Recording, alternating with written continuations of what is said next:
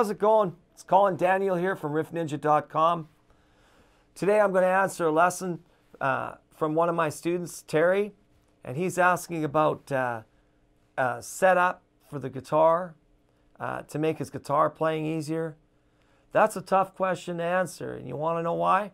Because to be a good technician takes as long as it takes to be a good guitar player. But I believe that most great guitar players have a pretty good idea of what they want for their guitar. Even if they don't do the work themselves, they have a pretty good idea of what they want. A good place to go for some information like that is Stu McDonald. It's a guitar luthier where they sell parts for guitars and they sell woods, and they have a free repair newsletter that goes out every month. It's great, I get it. There's always something to learn about the guitar. It's an ongoing process. You won't learn it all at once. They don't always just cover setups. They cover many different issues, but Stu Mac's a good place to start for that. Some of the pointers to making a guitar play better would have to be action, which is the height of the guitar. See, a lot of it depends on how strong your hands are physically. I mentioned in the lesson before that I had a chance to play Stevie Ray Vaughan's guitar in 1986, his famous beat-up Strat. And his action was super high, and he had heavy strings on his guitar. And that's the way he liked it. It got his tone, his character. But I don't think that's for everybody, especially if you're a beginner. For a beginner, you want low action, which is string height. And of course, when you're adjusting all this stuff for the string height, I mean, depending on the guitar you have, there's bridge adjustment back here, saddle adjustment here. There's a truss rod adjustment too. That will all affect the way your guitar plays and how easy it is to play. Gauge of string affects it too, of course. You have to choose a gauge of string before you do a setup on your guitar, because the gauge of string will affect the way the mechanical adjustments on the guitar, right? Even though you buy a new guitar out of the box, out of the factory, does not mean that it's set up properly. Although it is getting better these days. The setups on guitars coming out of the factories, they're becoming more aware and more conscious of it than, say, back in the 60s and the 70s. But even things like the nut height here can affect how easy or difficult your guitar is to play. And for beginners, like I said, it's better to go to a lighter gauge of string and a lower action. And it also depends on what you're wanting to play.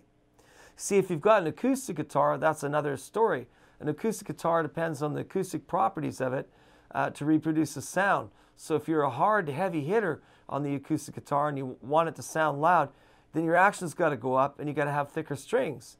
Well, that can be a problem for a beginner, because then you get the age-old question, well, I can't play my bar chords, I can't play this. Yeah, you see, your fingers aren't strong enough, your hand's not strong enough to do that. So there's a whole bunch of factors involved, but one of the best ways to start is with your action, string gauge and action. There's a great story about Jimi Hendrix that I read quite some time ago, where Jimi Hendrix got hired to go into his studio and produce. He was in New York, and he got hired back in England to go back to Olympic Studios and produce this really progressive band for the day. It's kind of a predecessor to bands like Genesis and Yes. Anyways, he went back there to produce this band in Olympic Studios, and it was I was reading the story, and it was told from the guitar player's perspective, the guitar player of this band that Jimmy was going to produce, right? So anyways, because they asked this guitar player what was his experience like working with Jimmy, and so he says, Jimmy came into the control room, I was in the sound room, tuning out my guitar and getting the sound I like on my amp. And at one point, Jimmy came into the room and he asked me if he minded him adjusting my guitar a little bit, meaning the guitar player's guitar. And he said, no, I don't have a problem with that. Here, go ahead, do your thing. So Jimmy took his guitar back into the control room, and this guy said that he took the guitar apart right in front of him in the control room, and he spent about an hour and a half, 2 hours on it. And the fella said that the guitar player said, I don't know what he did with it, but when he handed me the guitar back, it played so good, I've never touched the guitar since other than changing the strings.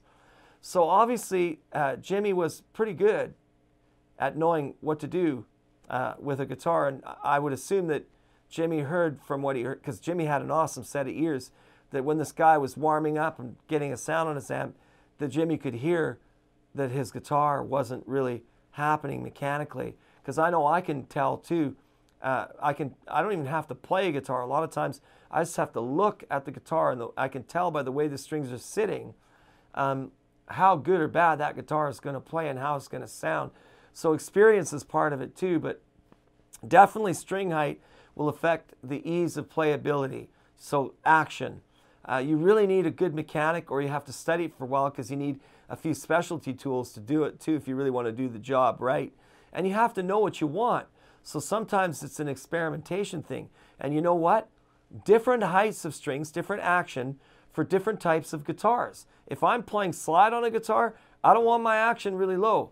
If I'm playing finger tapping on a guitar, I want my action good and low, and I want a flat neck.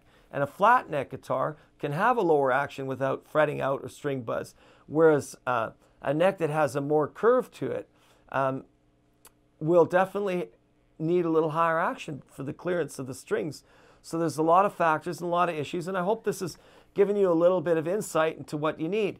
And we'll talk to you soon. If you're interested in learning some more, I've just chucked you a little crumb. If you want the whole sandwich, you should check out my site, riffninja.com. Oh, and don't forget to subscribe. We have a cool newsletter that comes out and with some free information on it too if you're interested. So yeah, come and check me out. Thanks a lot for your time. I hope this has helped, and see you soon.